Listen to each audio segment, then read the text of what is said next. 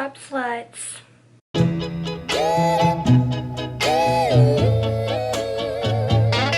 Welcome to a highly requested video, one where I actually show you how to sew using words that don't imply the sexual things I did last night.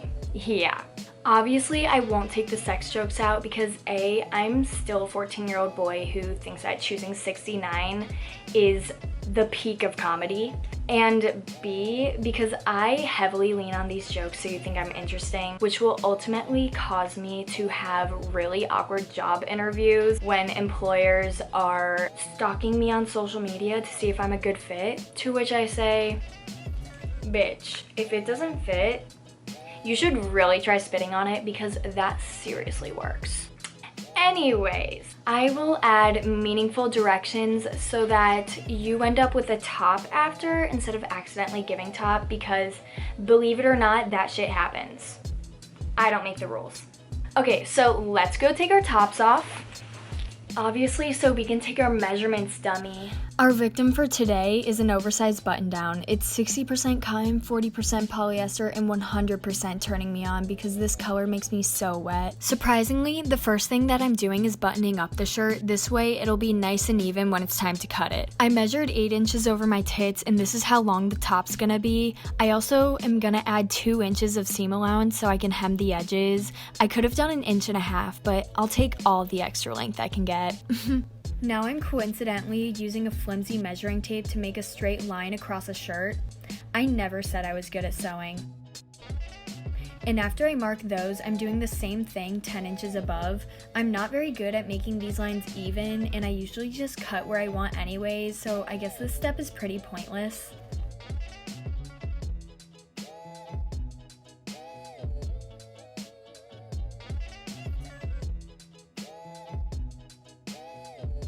I'm checking to see if the piece is even, and apparently I did this with my eyes closed, so I gave that boy a little trim. Next, I'm cutting off where the buttons used to be because we don't want them getting in the way of all the fun.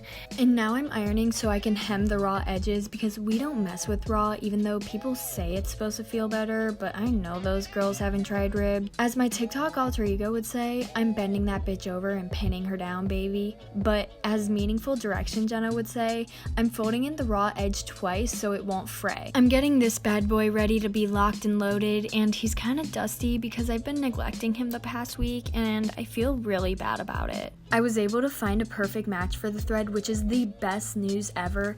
And yes, I use tape to hold thread that's way too thick for the stick to handle. This elastic thread is what I'm using to hand wind the bobbin while I'm making sure to stretch it out like your mom. I actually have no clue if this is right, but I usually have to go in for a round 2, and if I'm lucky, a round 3. I'm just popping that bobbin in and pulling out a little pee-pee. In order to sure, set your machine to the highest stitch length and tension. This usually takes me like 5 times to get right, but then once I get it right. Little did I know that previous statement would determine my fate for this top. I noticed something funky was going on, and this is real evidence that you can indeed manifest anything into existence. This is not what you want. This is bad. You want this. Fuck. I had to seam rip the thread as well as my sole out so I could rewind the bobbin looser because I guess that shit was too tight. As anyone would do when a hoe isn't working, you gotta switch her out for a new and improved one. Going in for round 2, and the bobbin actually works beautifully, and that was the only thing that needed to change. You can see I'm giving a big ol' thumbs up for approval, but somehow I still managed to fuck it up.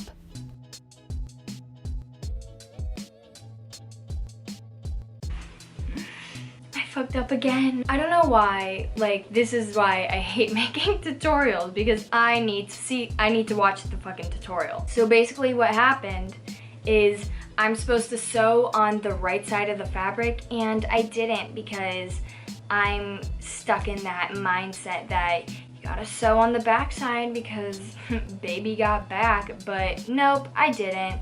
So I have to redo that, but at least I know that the bobbin tension is exquisite and it will work. So hopefully I didn't waste too much thread because that's the only color I have that matches this like perfectly. So yeah, that would suck, and I have a feeling that's gonna happen because, you know, like everything's gotta go wrong. So honestly, this might be the most botched upcycle I've ever made, but that's okay. It's the thought that counts. Let's try this again. 3 times the charm, am I right? I don't know if I already mentioned this, but make sure to backstitch because unfortunately sewing doesn't have autosave and you don't want to lose all your hard work because honestly, I don't know what I'd do.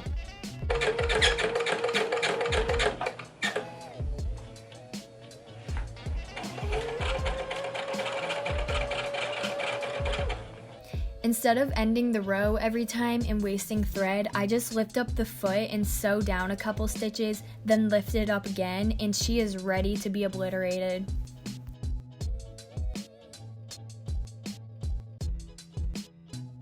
All of my rows are about 1 inch apart. I would have done a 1/2 inch, but I was so scared I would run out of thread and then the top would look so odd with different color thread. So I decided the bigger the better. I just also recommend getting really comfortable, like taking off your jean shorts.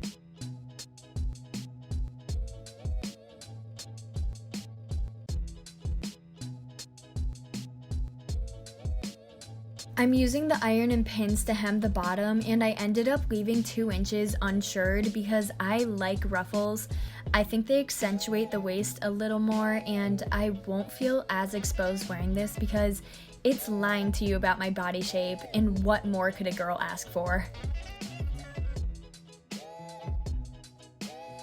Look at how sexy those lines are. That gets me so horny.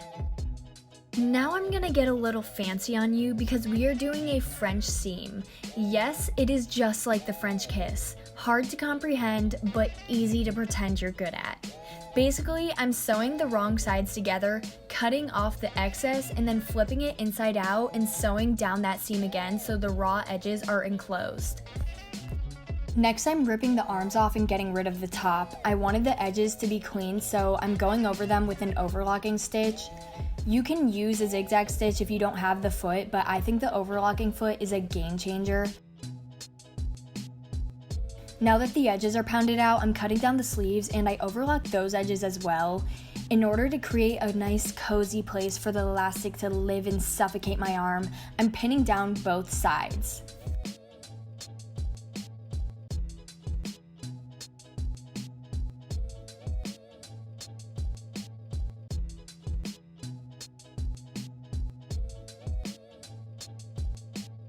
Now I'm measuring the elastic to fit my arms, and it is so clear I can lift a Prius with these guns.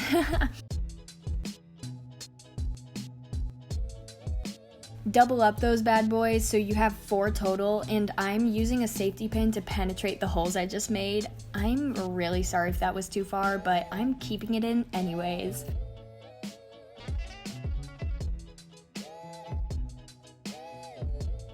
Don't forget to check that it fits you because sometimes it's way too tight.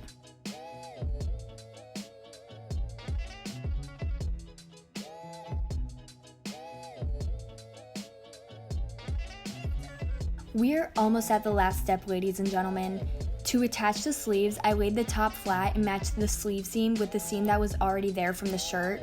Start the middle by pinning the sleeve 2 inches down and then gradually make it come to the tip of the shirt. That sounded like such a tease, oh my god.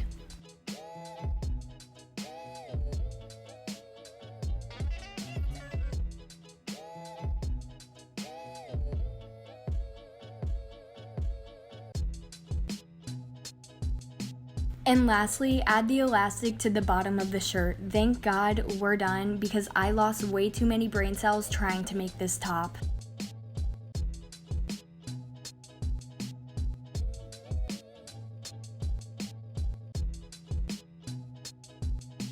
I I would rate this shirt 10 out of 10 on looks, but 1 out of 10 on personality because she really played hard to get. It's fine though, I'm not hurt about it, but I really do think this top turned out so well. I don't think I'll ever shut up about how much I want to smash this color. Overall, I think this top gets an A+. If you haven't learned anything here, just know that shirring sure ain't easy.